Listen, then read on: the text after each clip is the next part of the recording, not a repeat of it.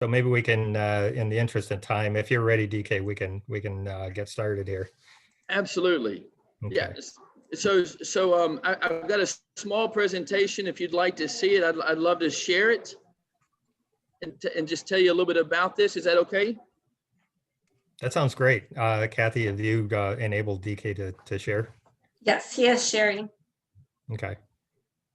And so just as a quick intro, I guess, Ed, did you want to say anything or? Just welcome to everybody. This Nicaraguan initiative we've been involved with, I've been involved with for a lot of years, so it's kind of near and dear to my heart. And welcome, DK. Good to see you again. Thank you. And Elena is still trying to join us from Nicaragua, so that's cool. Welcome everybody, and we'll throw it over to DK and Rick. All right. And so just to be sure, can you see the PowerPoint presentation that I have in front of us? Yes. Okay, Yes. Great. Well, I appreciate the introduction, and just to share a little bit about it, I'm very excited about this opportunity to talk with you guys, and appreciate the engagement we've had so far. Talking to Rick earlier, one of the things that's just exciting about this work is just this opportunity to look to work within community and to take a perspective that goes beyond just projects, but looks at the long-term sustainable impact of the work we've done. And so what I wanted to do is just talk a little bit about Opportunity International from a model standpoint, to share with you our overall approach. I know some of you know it well, but since this is a district call and there's other people on the call as well, I wanted to share a little bit more of just the model and how it works. So, we do a model based on community economic development, which means we look to develop communities with a focus on economic, social, and spiritual transformation, and really helping the poor to get to a level of growth to where their community is vibrant. And we believe that the best way to do that is through a business approach. And so what that means is we look at the assets a community has, just like any other business would, right? I think a lot of times when you think about the poor, one of our first knee-jerk reactions is to say, well, what do you need? And if you need food, we bring you food. If you need water, we bring you water. But it's a never-ending cycle. Everybody on the call, we all have needs, right? And so when we start with the assets a community has, and we do an economic scan of those assets and build strategies to support them based on what the market needs as well, then that becomes a linkage and a way to sustain operations and to build a model that allows people to thrive and really helps communities flourish based on using what they have as opposed to what they don't have. And so I want to share a little bit about what that looks like. And for those that have not been to Nicaragua, this work was piloted back in 2011, focused around agricultural, industry, infrastructure, and education. And it was really about saying our business is rooted in community, right? We serve by following the lead of the community and not the other way around. And we focus on their assets, not their deficiencies. And then on the other end, on the market side, we listen to the customers and we look to partner to pioneer a higher level of sustainability. And so you might be thinking to yourself, well, customers, what does that entail? Well, the reality is 85% of the poor globally are in agriculture. So if you want to talk about fighting poverty, you have to be willing to address agriculture. And so we look at the focus on community economic development by starting first with economic development, right? Because if you start with their greatest felt need, which is economic, and you work with them and you don't give them a handout, but you give them a hand up, then you give them the empowered elements needed to produce change in their community. And so by building out value chain systems that link them to market, you can give a smallholder farmer access to a loan, good agronomy and technical assistance, and access to a market, and he creates more income.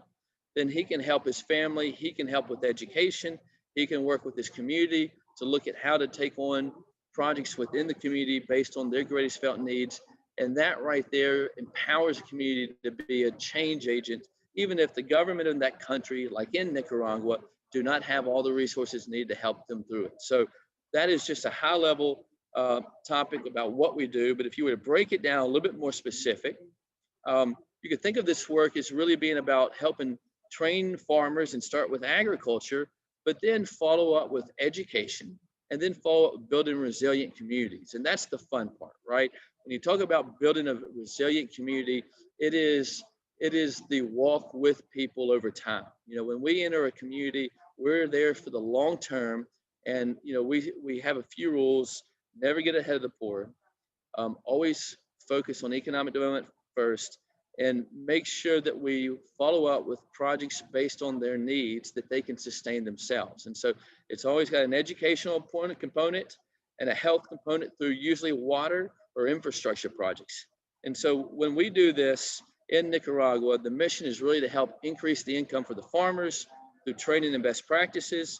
And then you can see stories like this, 2 years of droughts in Nicaragua, and through better seeds and loans, this farmer right here, Philadelphia, increased his yields by more than 120%, right? So he went from an average of 145 sacks per manzana or per acre of land to 370. And this right here, guys, really kicks us off and talks about how you're building resiliency within communities.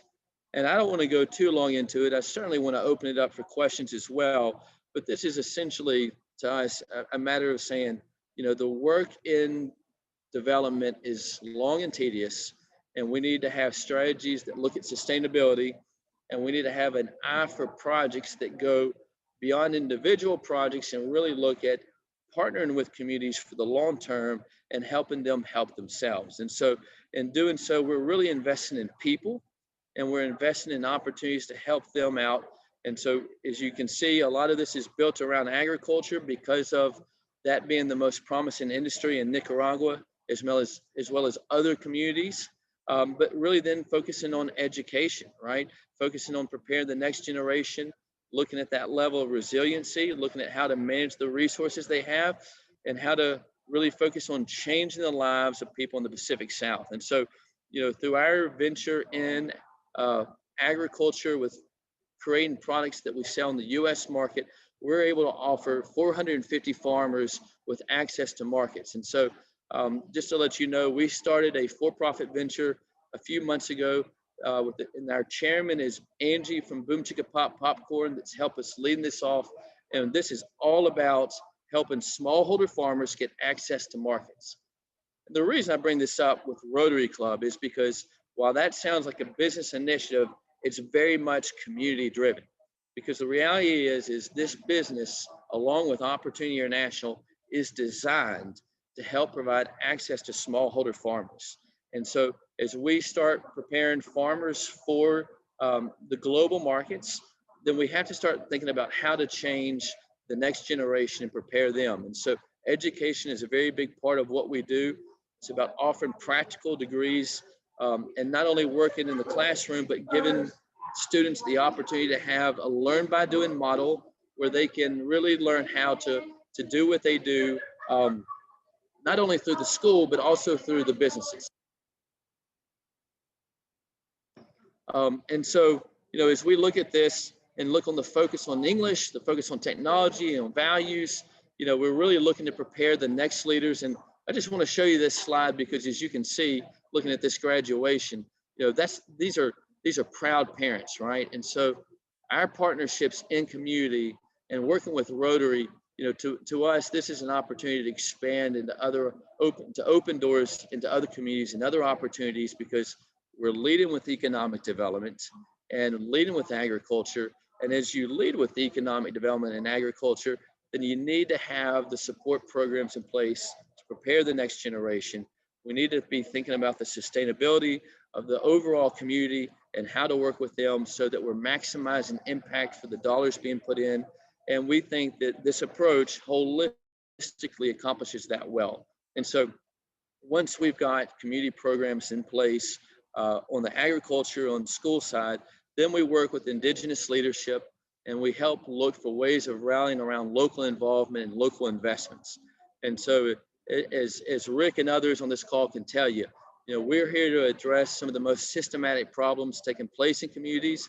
And as you can see in this picture right here, Oscar, one of our team members, is looking at some of the wells and waterworks systems of a community to understand how to help repair the well.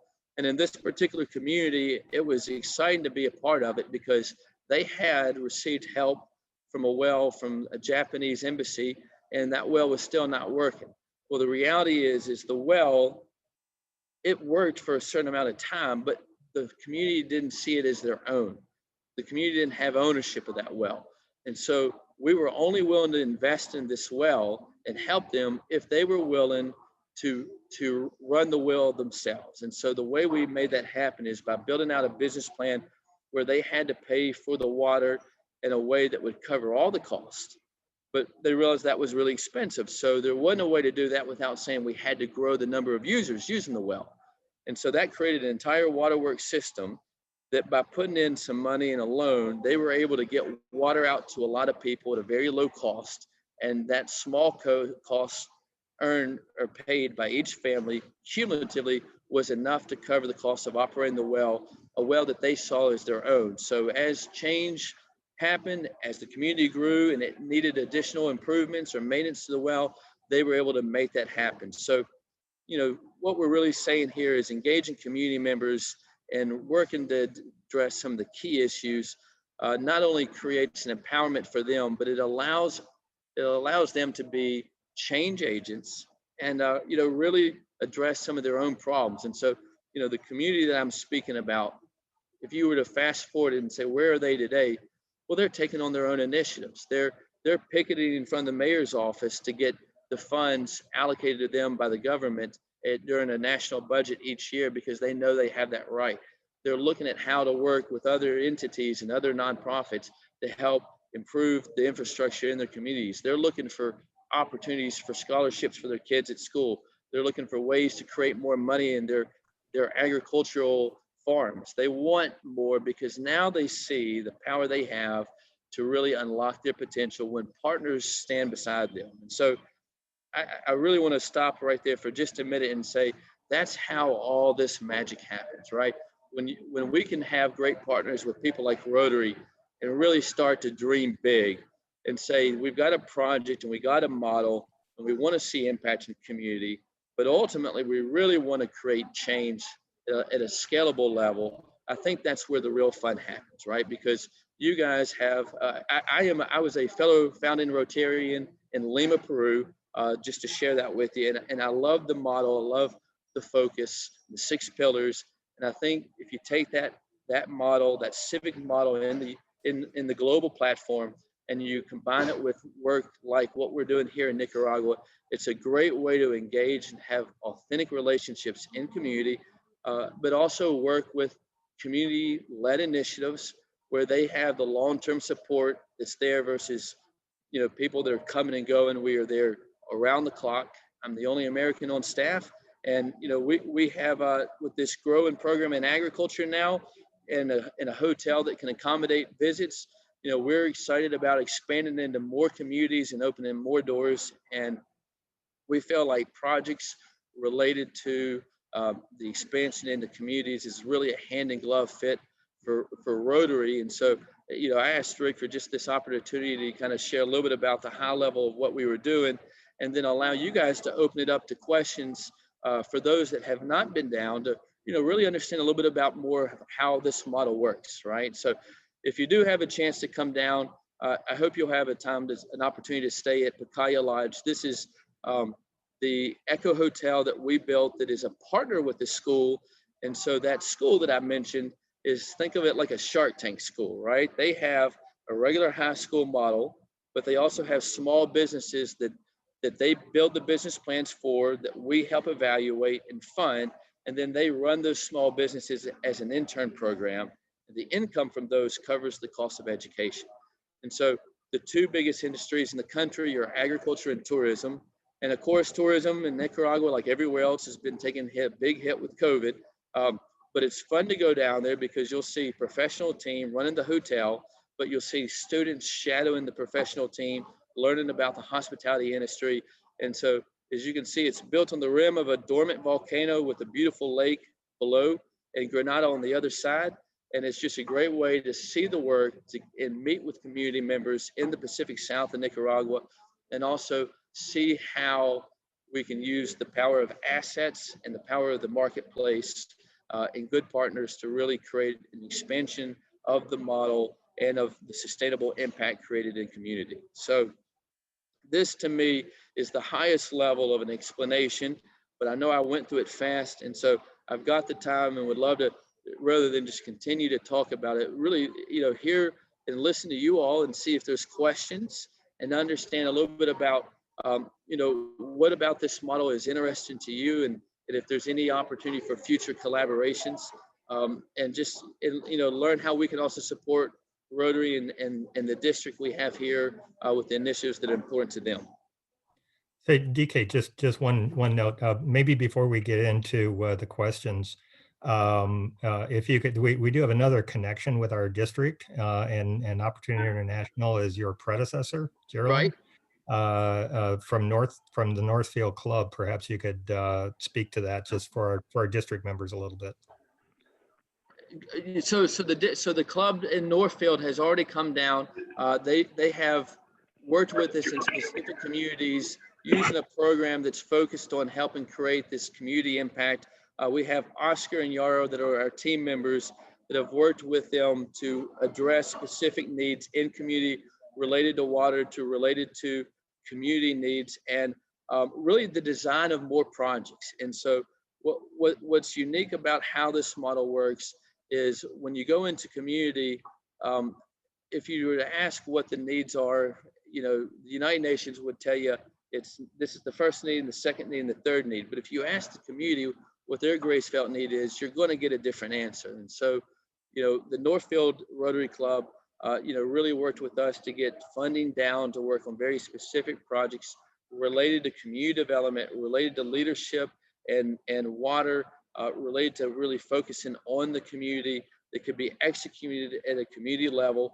And so it's about helping work with those communities where they are, and really focusing on the health of the community, the vibrancy of the community, and taking care of some of these infrastructure problems related to them.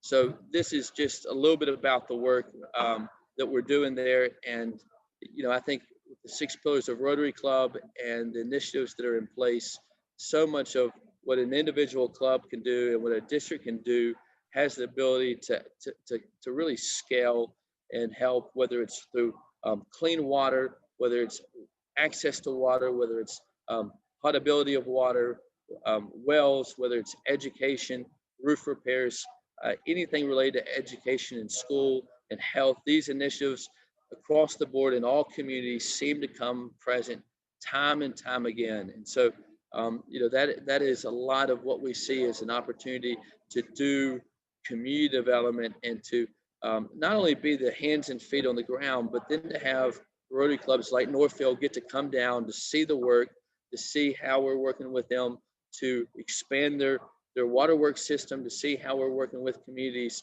to address some of these systemic problems. And then also look at other opportunities related to the economics, right? Are there more crops they can grow in these communities, right? Are there existing communities and farms that we can help provide good agronomy and good technical assistance to help expand them? Do they have the leadership in place to take on these projects? Can we help train them in how to build business plans around water products, around education, around agriculture? These things, I think maybe for many of us on the call seem like second nature, but in down there, you can't get ahead of the poor. You have to work at the pace of the poor, and you can't give them a hand out. You have to give them a hand up. And so these are relationships that take time and require going deep. And so, with Northfield partnering with us and communities down there, we have the opportunity to go in and look at how to assess specific projects, how to work around the scope of the needs of those communities and build out sustainable models that create impact for the families there, and then to follow up with the services and support related to education, related to agriculture, so that you're not just helping them with their needs, but by leveraging their assets, they're able to, really elevate and become a vibrant community. Yeah, and that's excellent. And that leads, and much of that leads right into what our relationship now is with Fast for Hope, and Opportunity International on Fast for Hope being on the district level now. Do you have anything else that you'd like to add in terms of, where how you define the partnership that we're piloting right now with Fast for Hope, and where you see that going? Well, I mean, I think that's a great point, Rick. If you were, one of the things we did a couple of years ago is we did an assessment across 64 communities, and we realized in all of these communities there were real needs around infrastructure and water and roads and sanitary needs, and in some cases the the schools themselves, whether it's roof repairs. But in all of those projects, they had the underpinnings of the same challenges, right? There was not enough money and there wasn't leadership in place to address those problems. And so when we start with the economic program around agriculture, and we see that these communities actually want to put skin in the game and help improve their livelihood, and then we're willing to get their kids involved in our school, we think that those two steps really open up our opportunity to engage in further community development. And so, working with communities in a holistic way is time consuming and expensive. And I think to achieve the best impact, it's really important to do projects specifically to these needs that we see show up time and time again. And so when I think about Fast for Hope and this partnership and where it's going, to me, this opportunity that we have is really to work on, the pillars around education, the pillars around water projects, and really the impact that agriculture has in the community, and ultimately what that looks like from a climatic standpoint. And so I don't want to digress too much, but you can essentially say that as this program spans based on the markets where we're helping get farmers access to selling their crops, there will be growth because the market requires it, right? And so if we allow the food company that we've built to access new customers and they need more raw materials, that gives farmers the opportunity to grow more crops and have more income. And when then that happens, that allows them to address the community needs. And so the first thing the women in those communities look at is, do we have running water? Do we have clean water? Do we have access to education? Do we have access to healthcare services? And so the flavor of the specific project might vary, but at the end of the day, it's water projects. At the end of the day, it's educational projects. At the end of the day, it's healthcare projects. And it starts the same way. It starts with the economics, and then it starts with building a business plan around it so that it can sustain itself. And so, I would love to see the Fast for Hope initiative say, hey, we recognize the value in looking at impact from a high level and looking at how to measure it from a community level of impact. Is there flourishing taking place? But we also understand that there's only specific projects we can fund with the money that we have. And so how do we look at a process where we might be able to say, if you guys have an interest in participating in communities and having authentic relationships, and we're committed to communities for the long term and many of the same pillars, then let's work hand to hand to take this beyond the pilot and really look at opening doors as we grow the market. And so, that's probably the business guy in me realizing the value, right? Because we've got our processing plant in Nicaragua, in Granada, running 24 hours a day, 7 days a week. We're buying Yuca from 50 farmers a month on average. And so we are helping all these smallholder farmers increase their incomes in a time when poverty has truly increased, right? You had the political situation, which, few of you were down to see in Nicaragua in 2018. Then you had COVID happen. And so with these challenges, there's been a loss of jobs, there's been a loss of investments made in the country. And so to have a thriving agricultural program that allows farmers to increase their income and allows them to have the money to put back into agriculture, to pay for education, to pay for food, to pay for healthcare services, this really puts community members that are a part of the program we have in a place to start saying, okay, let's look at the communities, look at our community, and let's put together plans that have viability and feasibility to create change. And so those plans require funds, and they require people that have aligned interests. And so if we looked out ahead and said the work in Nicaragua with the pilot communities we have has the nuts and bolts to show this is the way to sustainably create impact and leverage good money and put it to good use.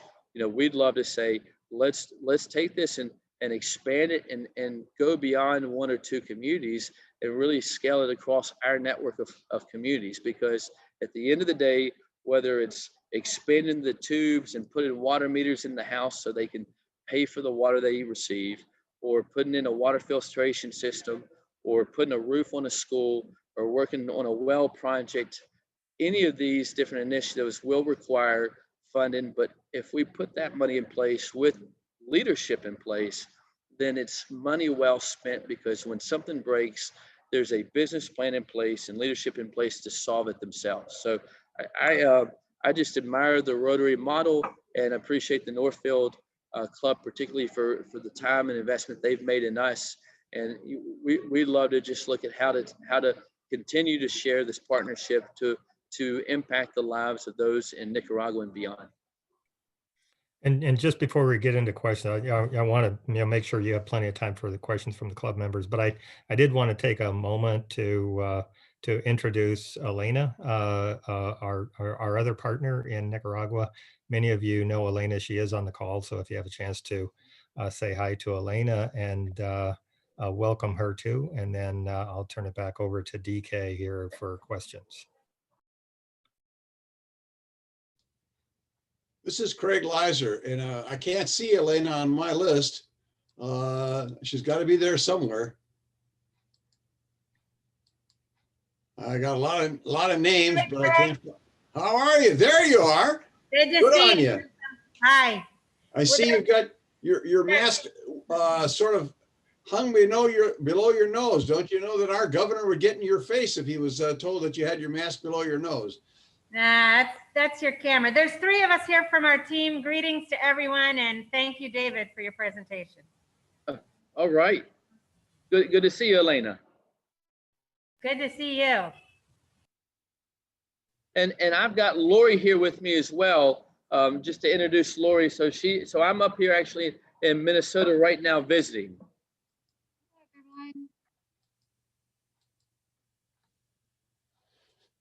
You picked a good time to visit in Minnesota because the roads are damaged. Yesterday, what was it, a 39-car accident on the interstate when somebody couldn't see well in a snow squall, and the roads are icy and the weather is getting colder. It's the best time to see who's a staunch Minnesotan and who wants to go south as a, what do they call them, snowbird for the summer or the winter? Yeah, well, you're talking to a snowbird. I came from Nicaragua up to Minnesota. And in Nicaragua right now, I don't know of any COVID cases, and we've got no snow. So this has been quite a change. Yeah. How did Nicaragua get through the Hurricane Eta? I heard that Nicaragua got really, really dumped on by at least water, if not wind. Yeah, absolutely. I was really worried about it. And I would just tell you, naturally, anytime a hurricane class 4 hits a country, it's not good.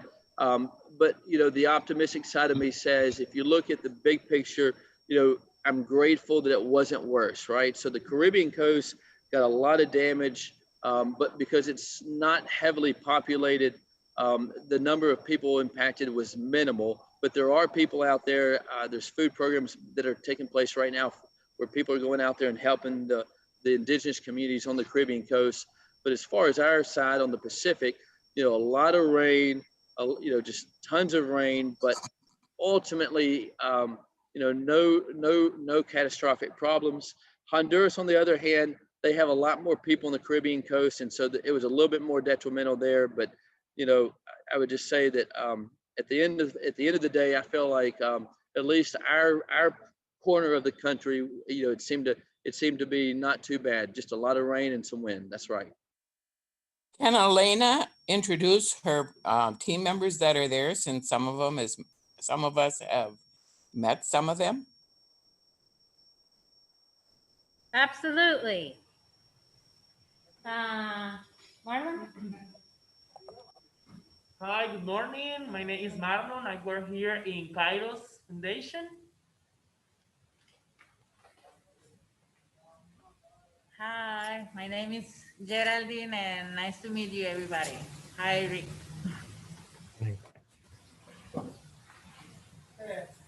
Thank you. Great. Thanks a lot.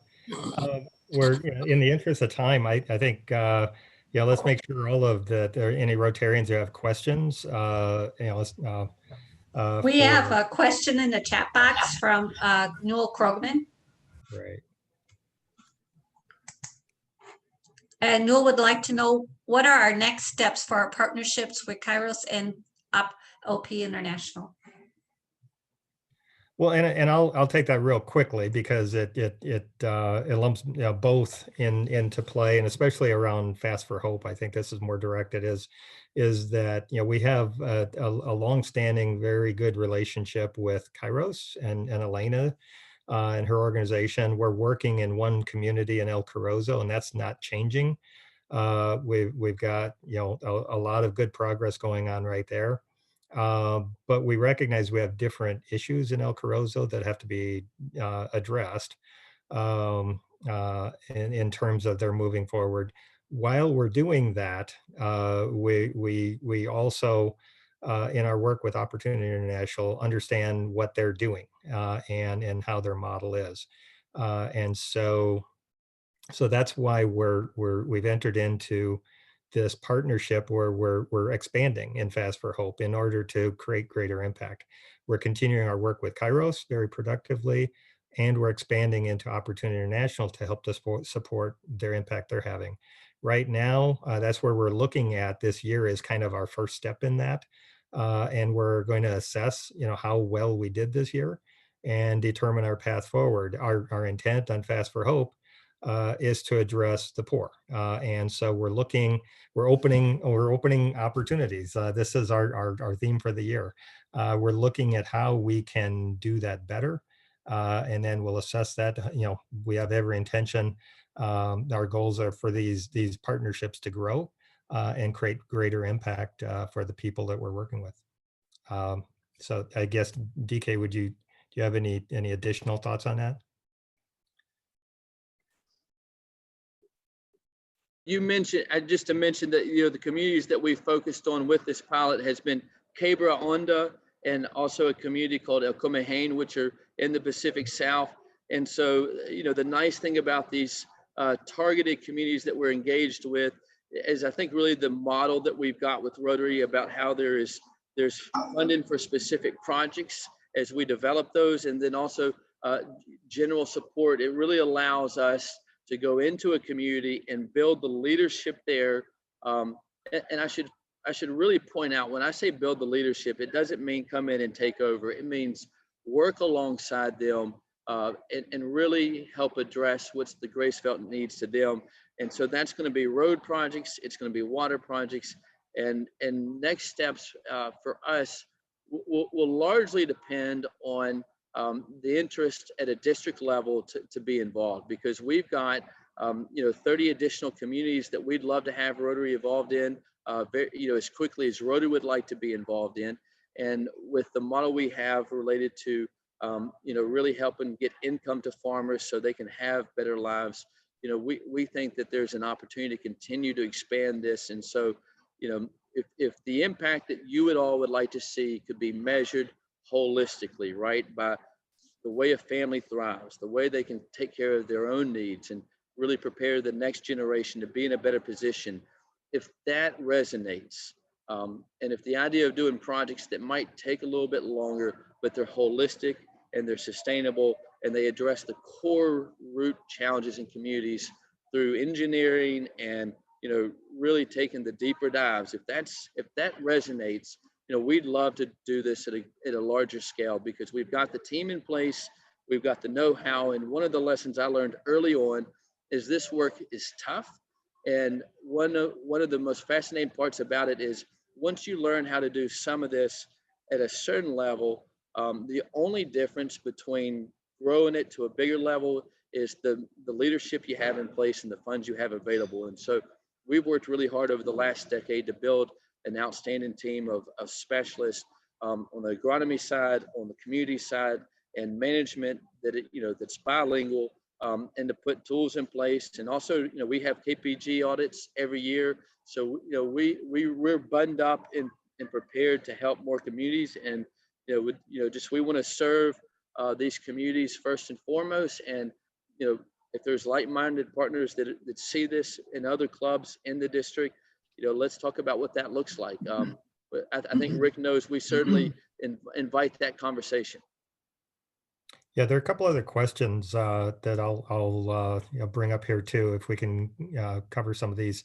One from Anthony is, what needs to be done to change the use of the Pacific coastal region from cattle to horticulture?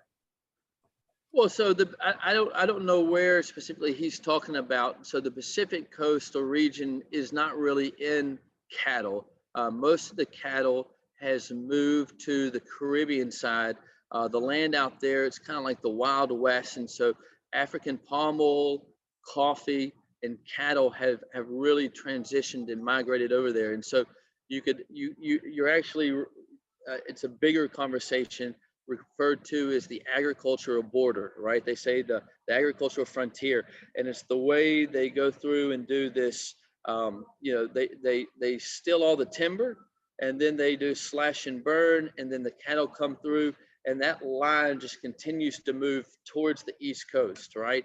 And so one of the ways I think that you address some of that, macro generational problem in agriculture is you help people increase their incomes through access to better markets. I mean, guys, some of these problems, when you see them, it'll just drive you crazy because it's easy to understand.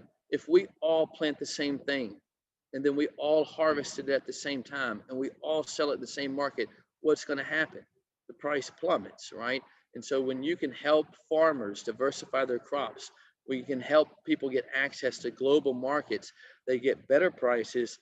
They're not putting everything they have in the same place as everybody else and creating a glut. And so if you look at the local markets of anything, it's a roller coaster, up and down, where the price is either too high or too low. And when we have value chain services, agronomy, loans, and access to a processing plant, and then export that product into the US, that it creates an injection of income to the country. It allows us to pay the farmers top dollar, and it allows them to have a reliable income that can justify investing in their farm, in their community, and really, really hitting a bigger scale. We don't want to see everybody be a farmer, but if we have farmers in Nicaragua, we want them to be the best farmer. We want them to hit a scale where they can offer a meaningful income to their families and really provide their next generation with the opportunity to say, hey, this is not why you're poor because you live in the rural countryside. This is your opportunity. It's your asset. And so, if you look at where the population is and where we'll be by 2050, the need to feed the world is constantly growing, and the demand for clean, healthy, traceable ingredients in developed countries is growing. And so we can provide those linkages to market and provide greater income to smallholder farmers, and then build small and medium businesses around the industry of agriculture and tourism and help build leaders, then it's not about us or even Rotary doing it all. It's about building out the confidence and empowerment they need to take care of themselves, because they'll run much further with these ideas than we will. And that is how you create the change in the Pacific South, is you give them better alternatives simply by supporting them and taking some of the risk out of the equation, right? Because these people in these communities, they aren't water engineers. They don't know what Cargill requires to get access to market. And so partnering with people that just want to walk alongside them and love on their neighbor goes a long ways in places like Nicaragua. Great. Next question from Ken. This might be a quick one. What's the relationship between Opportunity International and the resort, the Pacaya? So really funny story there. So people hear that and think, what in the world? You mentioned a hotel and a nonprofit. How in the world does that work? Well, the hotel was built with money that was not from donations. Let me go ahead and start by saying that. It was individual investors that liked the idea of the mission. And so when we built a school that was designed to pay for itself and to give students the practicum to go get jobs and the two most promising industries, which was tourism and agriculture, then we really felt like, you know what, it would be nice to have the ability to give them those internships in tourism like they have in ag, because the ag, we've got a really big ag program. We've got a processing plant.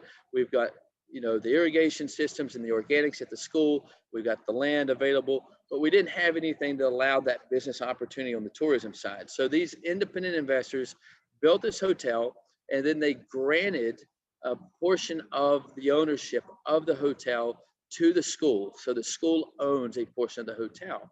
And the benefit of that is that as that hotel generates profit, a portion of that goes back to the school. So it's an income source for the school, and it's also a training center to help build capacities of these kids in the most promising industry.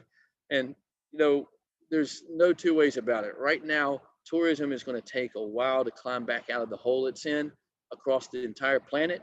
But 2 to 3 years out, I think there's going to be a lot of pent-up demand that comes back as the vaccines happen. I'm not going to begin to guess when that is, but I just know that people like to get out, and nobody wants to stand behind a Zoom screen for the rest of their life. So we know that the hotel and the industry will be alive and well at another time, and we're just going to continue to focus on building out the fundamentals of training the kids. Definitely. It's a very nice place too. George Wickstrom looks like has his hand up. Do you have a question, George? George is on mute. Okay, two things. One, there's this problem that we have in terms of poverty worldwide is almost unsurmountable. And is there any thought been given to training trainers to expand and do the work that you're doing? Have a school or something from different communities so that we can train people that come out and work in their own communities. Maybe we could supervise to some degree, but get them started so that they have somebody in each community that is a trainer. And the second thing is, let's be sure that they understand sustainability and conservatism, because we don't want them to fall into the same trap the United States has fallen into, where we're on an unsustainable model in terms of water. We're in Minnesota, our water will be out in 20 years. And so they need to understand conservation really well too. Those are my 2 points. Well, George, you're hitting the nut of the problem. And I would just tell you a couple of things. I don't have a perfect answer for you, but I can tell you the spirit of the work. And if you were to talk about our 10-year plan, we want to impact locally, expand regionally, and inspire globally. And so part of the reason I share that is prior to COVID and the political unrest, we were doing what the CED Institute, so the Community Economic Development Institute. And that is where we really open source our entire model and let people come down and see it and ask questions, meet community members, meet the team, understand the model, how we do the economic assessments, how we do the assessment of assets and communities, and how, what are the pillars to working and building sustainability. When you talk about water, I couldn't agree with you more. It's one of our most precious resources. And so that's why we really worked on building this around the market, right? Because if you can give people an economics incentive to care, then that's easier, right? You got to remember, as you said, these are the poorest people on the planet, right? I mean, not Nicaragua per se, but the poor. And it's not on their hearts, it's not top of mind to conserve the environment. It's just not. And so if we can find ways of helping them do that because it's good for their community and it's good for them, their bottom line, that's very helpful. And so, I think one of the things that was fun about as this project continued is Rotary actually attended our very first Community Economic Development Institute. I don't know, Rick, if you guys remember that, but y'all were there for the first one. And so we agree with the model, and we agree with the idea of teaching and learn by doing and training the trainers. And we want to manage not only water, but soil, and we want to manage community resources. And so if we build out market linkages that have certification. So just to give you one example, George, we now have, we're one of 3 suppliers globally that offers USDA organic certified cassava flour, right? So we're offering flours from roots that are organic, and that means no heavy metals, that means no pesticides, those removing those pollutions from the farms, and helping them see that there's money to be made in doing that really creates a great opportunity. We're working on a partnership with Toro to do drip irrigation. Drip irrigation is the most effective use of water that's out there. And so that allows them to really help increase their income without wasting water. And so when you look at soil management, when you look at resource management, you know, it's one thing to be a big company and have those obligations to society. But when you're the other end of the spectrum and you're a small farmer or you're a small community and you're just trying to get by, it's hard to have that vision. And so we don't want to make that gap too big. We want to make it easy on them. So everything we do related to conservation is market driven, and we let it make sense to them financially first. Great. The next question is from Craig. It says, you mentioned the yucca plant as the current focus of the agricultural focus. What is yucca, a root crop? Question mark. How do you process and how is it marketed? Well, I can't tell you all of that because it's some of it's top secret, but I will tell you, I'll tell you what I can. So right now, cool things about yucca, right? One, you might know it by another name. It's also called cassava. It's also called tapioca. And if you're in Brazil, it's called mandioca. And they call it the Rambo crop, right? Because it can survive in droughts.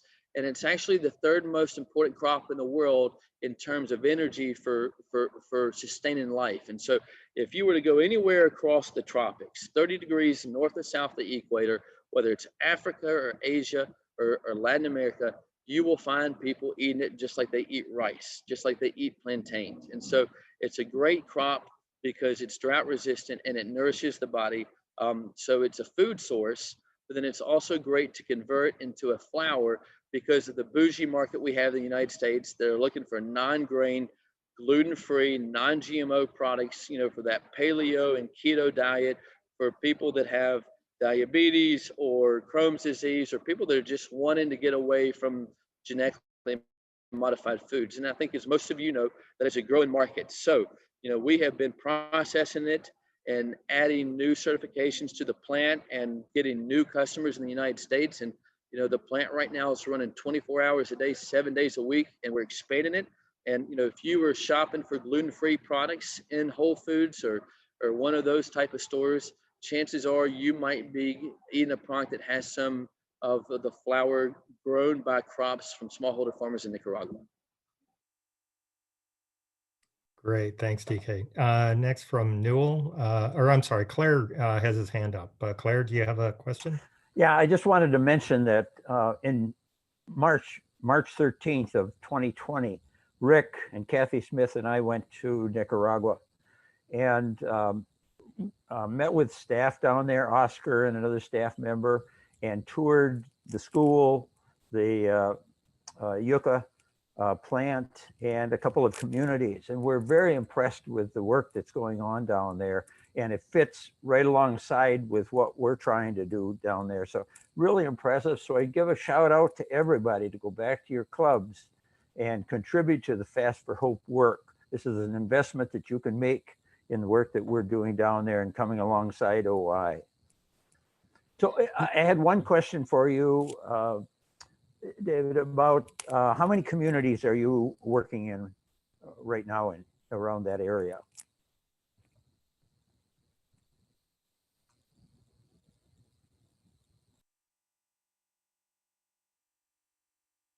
David, we lost our audio.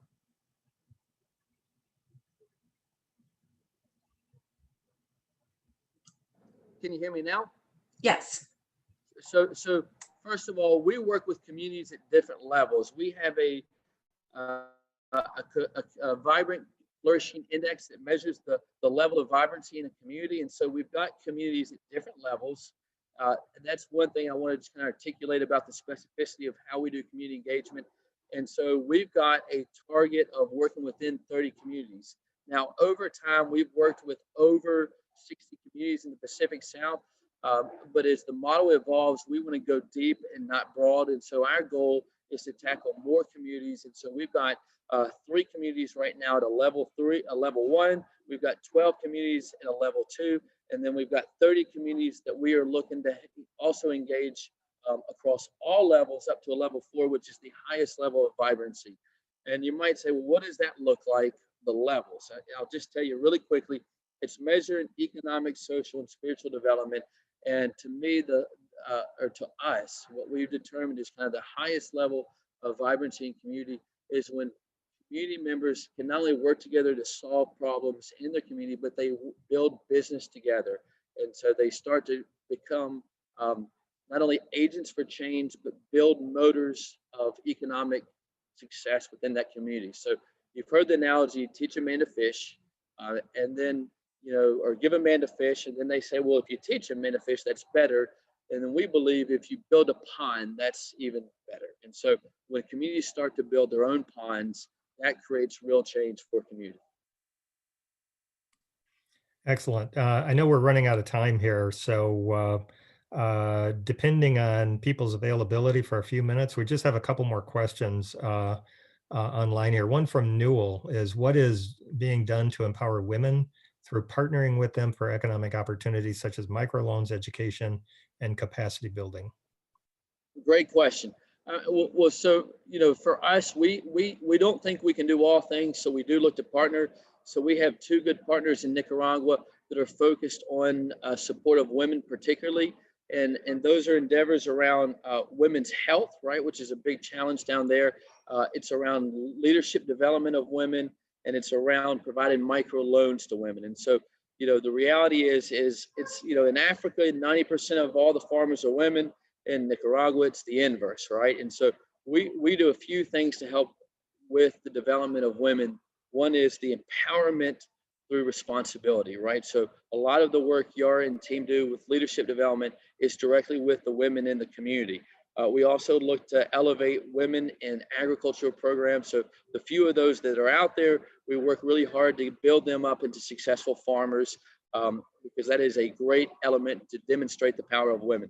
The school also puts a big focus on women as well. And while these aren't necessarily official components, I will say every graduation speech ever given at the school for the last 5 years has been given by a woman.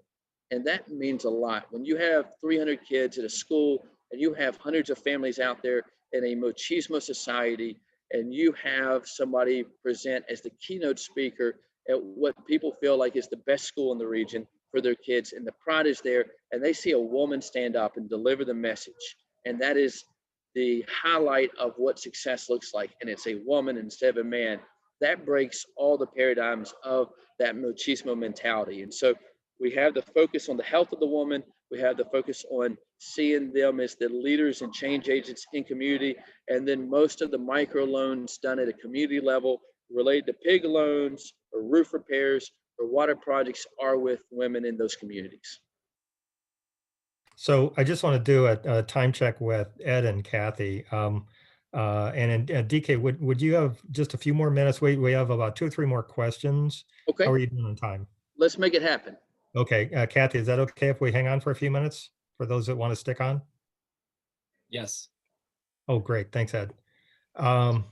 So the next question from Dave Shaver. I mean, he has a general question. I'm going to follow up with Dave, but it's something that I want to communicate from our steering team and from Fast for Hope is that have we considered leveraging what we've learned in Nicaragua to create partnerships in other South American countries, Costa Rica, other global areas, Africa? The answer is a resounding yes. But it's in its infancy, because what we're doing through our partnerships is as the banner behind Ed is showing, is we're opening the opportunities. We're opening the opportunities. We're learning, we're growing, we're assessing how we're doing it. And so we don't want to just start jumping, randomly to other places. We want to spend the time with Kairos and Opportunity International to understand what we're doing and to make sure that we're doing it right and to make sure we're making impact. The long-term goal then is absolutely to leverage that learning in as many different areas and locations as we can through the strength of Rotary. Rotary has resources and capacity many places. So does Opportunity International. And so the upside on this, in terms of where we can grow this to, is astounding. But we want to make sure we understand it. We want to make sure we have good, sound partnerships. We want to make sure we're doing it right, and we want to make sure we're doing it for the people themselves. That this is about the people being impacted and having effect. It's about their growth. We want to make sure that this gets done right. So if there's any other question, Dave, I'll follow up with you. One other from Anthony, DK, is a question: how much soil testing are you doing? It is critical to maximize production and economics. I couldn't agree more. We're doing a whole lot of it, and every year we do more and more of it. It started out with just measuring soil based on soil health in the most conventional sense, about the nitrogen, the pH, things of that nature. But now, because the criteria of the market and what we're doing with creating food grade products that go into the shelves of grocery stores, we are testing for heavy metal content to make sure that there's not toxins in the soil, or that we're not helping farmers invest in land that was sprayed with harmful chemicals back in the crop dusting days when cotton was big in the country, back in the 40s, 60s, and a little bit in the 80s. And so I would tell you that's why we have a team of expert agronomists. I mean, I appreciate the comment by Claire earlier, just mentioning that, so much of what we do is built off of the leadership team we have in place. I'm the ugly face you guys have to look at on the camera, but our team down there really is, an excellent group of staff members that have been committed for the long term. Yara, our community development specialist, was trained by Geraldine, which is from Northfield, and she is considered a guru in the field of community economic development, asset-based development. Oscar's been with us for the last 5 years. He worked directly with me for much of the time before he became the director of the school and the community program. And so, these guys have learned the ropes and have been trained to specifically look at how to help create this in a long-term systemic way. And so whether it's soil testing, good seeds, weather forecasting, or farming techniques in general, these are all being covered at a very thorough level. That's how you build a world-class program. Great. Thanks a lot. I don't see any other questions. So I'd like to personally thank DK and Lori for joining us, and any other visitors. This is really great. This is really helpful to gain a greater understanding of Opportunity International, what's going on in Nicaragua, how we can continue to partner, work together, and what this means to the communities that are being affected. Ed, any other closing comments? Yeah, I would just chime in, and thank you, DK. Thank you, Lori. Good to see you both. Shout out to Elena. They're about to leave for El Corozo, so safe travels there through the mud. And thanks for joining us today. And Rick, thanks for helping to put this Friday feature together. And for those of you still on the call, we're going to take a little bit of a break here with Thanksgiving coming. So we've got a couple of ideas for Friday features in December. Watch your emails for registration on that. And I think we'll see you all around the district.